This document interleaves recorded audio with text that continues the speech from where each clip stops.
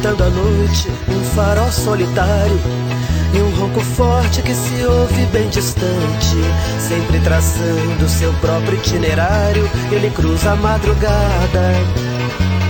Lá vai o lobo da estrada, lobo da estrada. Segundo as lendas do Brasil rodoviário, nunca se viu um cavalo tão possante.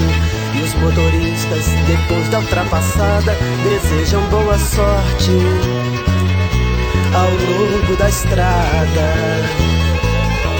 lobo da estrada.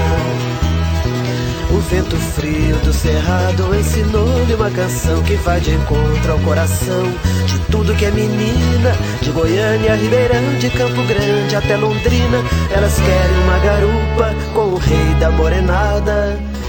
Lá vai o lobo da estrada, lobo da estrada.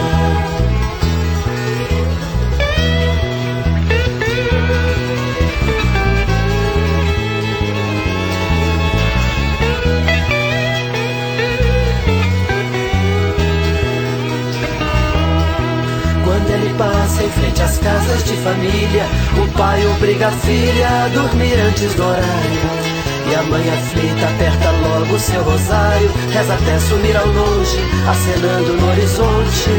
Lobo da estrada, lobo da estrada, lobo da estrada,